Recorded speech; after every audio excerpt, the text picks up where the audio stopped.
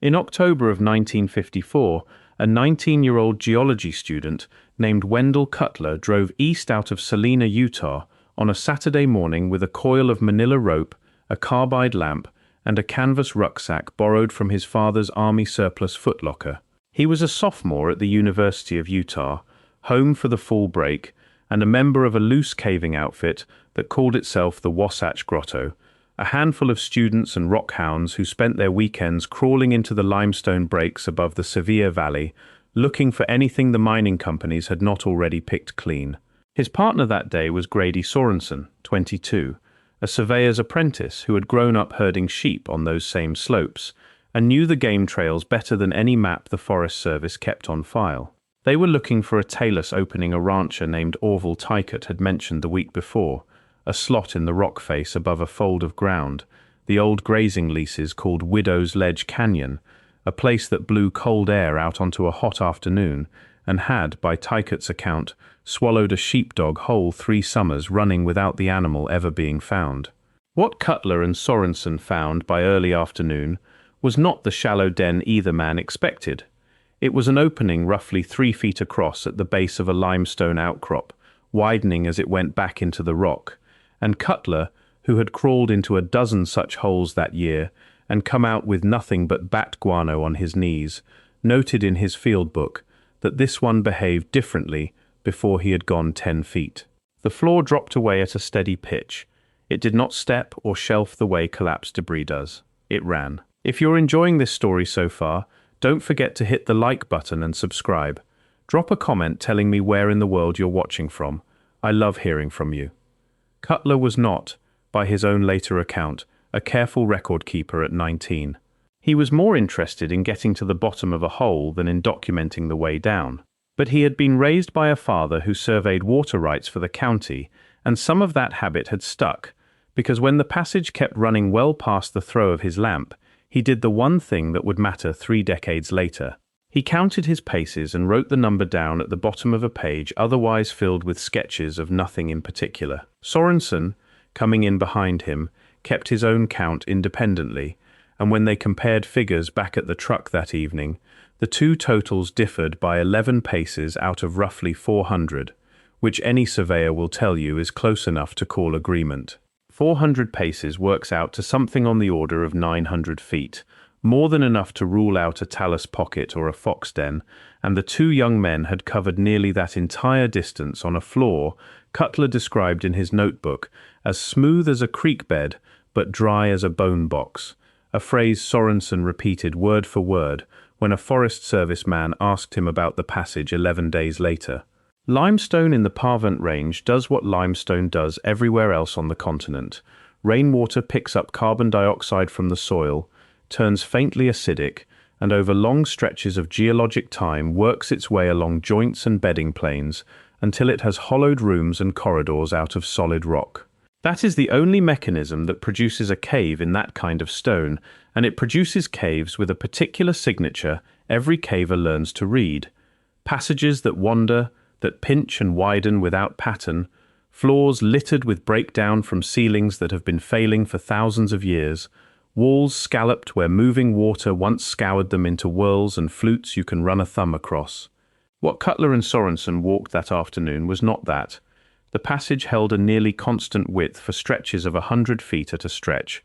Both men agreed on this independently, in statements taken decades apart, and the walls where their lamps caught them showed none of the fluting that running water leaves behind. The roof, as best either man could judge by carbide light, ran flat and level above them, rather than domed or vaulted the way a solution passage typically is. The floor was not scalloped. It was closer to polished, worn smooth in a way neither man had a better word for than Cutler's creek bedline, and it never once stepped down the way a genuine collapse would. It simply kept descending, patient and even, the way a road descends a grade an engineer has already chosen before the first shovel goes into the ground. They turned back for want of carbide, not conviction. Sorenson's lamp ran low with an estimated 300 feet of passage still ahead of them by his count, and neither man wanted to feel his way out of a strange hole in the dark on a Saturday nobody at home expected them back late from. They climbed out into a canyon gone orange with the late sun, and by Sorenson's own telling, given decades afterward in a recorded phone interview with a regional caving newsletter in the winter of 1981, neither of them said much on the walk back down to the truck. What he did remember, and what he repeated in that same interview without being asked twice, was that the air coming out of the opening had not changed once in the 6 hours they were near it. It moved out steadily, the same faint mineral smell, the same even pressure against the back of the hand, the whole afternoon. A cave breathes when the weather outside it changes, he said. This one just breathed out. Cutler and Sorenson told Tykert what they had found, and Tykert, who leased grazing rights on Forest Service ground in that district, did the thing a rancher in 1954 generally did when something unusual turned up on federal land. He mentioned it at the district ranger's office in Richfield, expecting nothing more than a line in a file somewhere and a shrug. What came back 11 days later was a Forest Service jeep and 2 men from the district office, one of them a young assistant ranger named Verl Osborne, who had transferred into the Fish Lake National Forest that same spring, and was, by the account of colleagues still living decades later, not a man given to exaggeration in his paperwork. Osborne's own report on the visit survives in the district's old case files. It runs 3 paragraphs. It states that an unusual formation had been examined on the north face above Widow's Ledge Canyon and found to present a hazard to unauthorized entry due to unstable footing and depth. It gives no measurements, it names no dimension, no bearing, no estimate of length. For a federal land agency whose entire operating culture in that period ran on board feet counted to the 1,000, grazing allotments calculated to the acre, and fire perimeters mapped to the chain, a 3-paragraph closure report with not one number in it is the kind of document a records clerk learns to flag on site, not because it says too little, but because everything else in the file says so much more. Osborne stayed with the Fish Lake National Forest only 2 more years. In 1956, he transferred to a district office in eastern Oregon, a lateral move on paper that colleagues who worked under him in Richfield remembered as unusual, since Osborne had by all accounts been angling for a permanent post in the Utah backcountry he had grown up hunting in. He finished a long career with the agency, retired in 1978, and gave one interview near the end of his life, in 1994, to a county newspaper doing a retrospective on old-timers of the Forest Service. Asked about his most memorable years on the Fish Lake, he talked at length about fire seasons and about a flood that took out a bridge in 1951. He did not bring up Widow's Ledge Canyon, and when the reporter, who had heard a version of the story second-hand from a local caving club, asked him directly about the closure, Osborne's answer, printed in full, was that he did not recall the particulars of every maintenance order he had signed in 40 years of service. He died the following spring. Osborne spent close to 4 hours inside the passage that day, according to Sorenson, who was asked to guide him in and then to wait at the entrance, while the ranger and a companion Sorenson recalled only as an engineer, down from the regional office in Ogden, went in alone. When the 2 men came back out, Osborne did not discuss what they had found. He asked Sorenson and Cutler separately and on different days not to publicize the location, citing the Forest Service's liability should a member of the public attempt to follow their route and come to harm, and he asked whether either of them had photographed the interior. Sorenson had 6 frames taken on a box camera with a flashbulb attachment and developed at a drugstore in Richfield the following week. Cutler had his field notebook, pace counts and all. Neither item was ever requested by the Forest Service. Neither man ever volunteered them, and both kept them for the rest of their lives. If you're hooked on this story, make sure to subscribe and turn on notifications so you never miss an upload. Your support means everything and helps me bring you more emotional stories like this one. By the time the aspen turned that same fall, the district office had let a contract to seal the opening. The work order, filed under general maintenance rather than any hazard classification specific to a cave, called for a steel grate anchored into the rock face with expansion bolts, and further down the same page, for the placement of what the order lists only as fill material at the base of the grate, a phrase that in Forest Service usage of the period almost always meant loose rubble or gravel packed in by hand. not the kind of engineered concrete work a genuine safety closure of that era would ordinarily specify for a formation the agency's own report claimed to know so little about. The crew that carried out the work filed no separate account of what they found or did underground.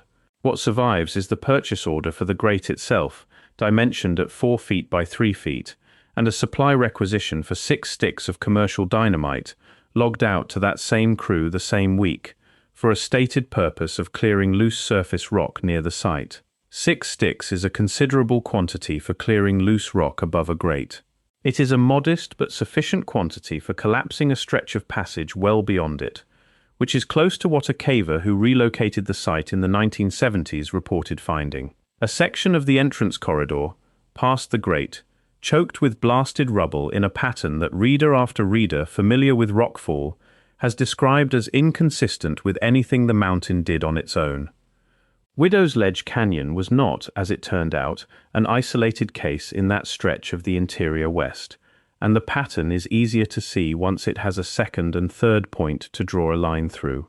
In 1931, a mine inspector examining an old silver adit in the Tequima Range of central Nevada noted in his official report a natural extension beyond the working face that ran on a level, unbroken grade for an estimated 200 feet before his own carbide light gave out, and he recommended the extension be closed off from the active workings for reasons of ventilation, a phrase that satisfied the mining company's insurers without describing anything about what he had actually walked. The company complied within the month, sealing the extension with waste rock hauled up from the mill, and no further examination of it appears in any company record that has surfaced since. In 1961, a Forest Service trail crew working the Coeur d'Alene district of the Idaho Panhandle logged an afternoon's delay after breaking into what their supervisor's field diary calls an old working, dry, smooth floor, goes back further than we had time for, a passage the crew was ordered to backfill with trail spoil the following week, rather than mark on any recreation map issued to the public. Neither of those cases is described in its surviving paperwork as anything more than a maintenance item, and neither needs to be described any other way for the pattern to hold.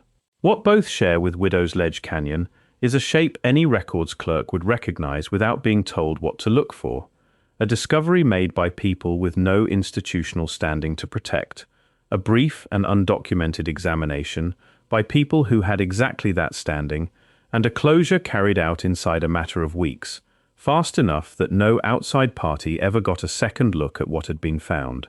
What sets the Utah case apart from the Nevada adit and the Idaho trail crew is that 2 of the people who made the discovery were still alive, decades on, willing to put their names to what they remembered.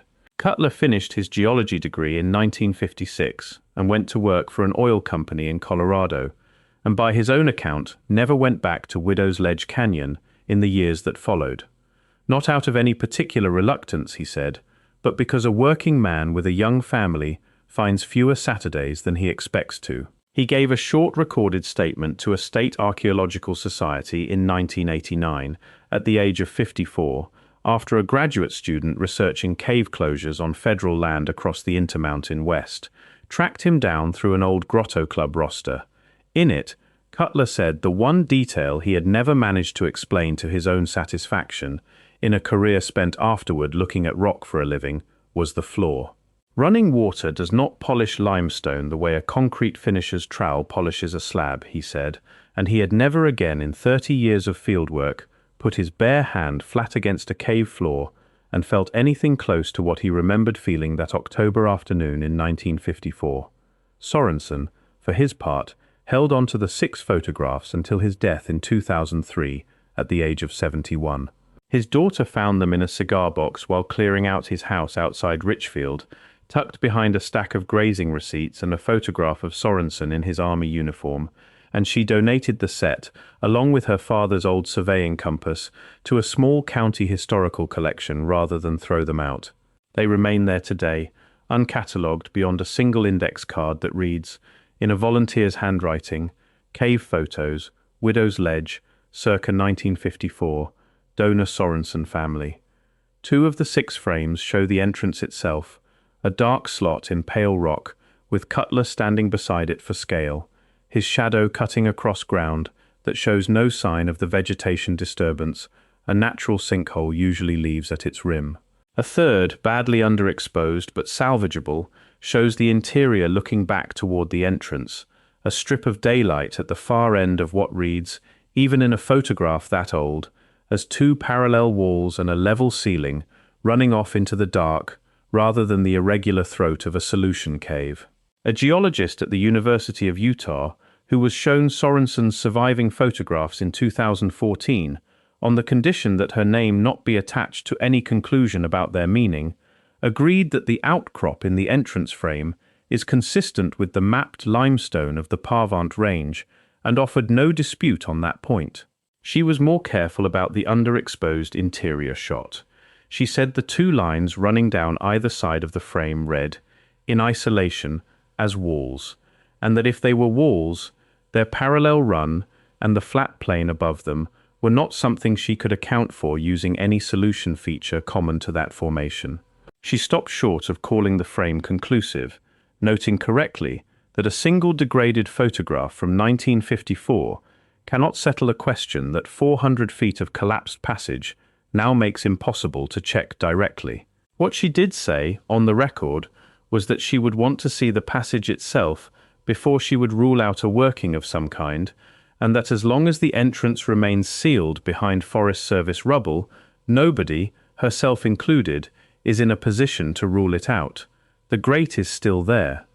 A caver who located the site again in 2009, working from photocopies of Cutler's decades-old field notes and a Forest Service quadrangle map that still carried the canyon under its old grazing lease name, found the steel bars rusted through in two places, but the anchor bolts still holding fast in the rock, and behind them, filling the passage almost to the ceiling, the same blasted rubble a 1970s visitor had described finding 40 years before. He did not attempt to clear it, and he has said publicly that he does not intend to. What he photographed instead was the grate itself, bowed slightly outward at the center, in a way steel does not bow under weather or rust alone, the kind of deformation that comes from sustained pressure applied slowly from behind, rather than from a single impact against the front of it. Nobody who has looked at that photograph, on the record or off it, has offered an explanation for the bow that accounts for both the direction of the deformation and the 40 years of undisturbed rubble sitting directly behind it. The mountain above Widow's Ledge Canyon has not changed in any way that shows on the surface since 1954. The steady grade Wendell Cutler paced off 400 steps of that October afternoon, dry the whole distance, level roofed the whole distance, is presumably still there, under several hundred tons of Forest Service fill and whatever has settled naturally on top of it in the 7 decades since, descending still, at whatever pitch a 19-year-old with a carbide lamp once measured with his own boots, and never got the chance to finish walking. Thank you so much for watching until the end. If you loved this story, check out the other videos on your screen now. I think you'll really enjoy them. And don't forget to subscribe if you haven't already. See you in the next story.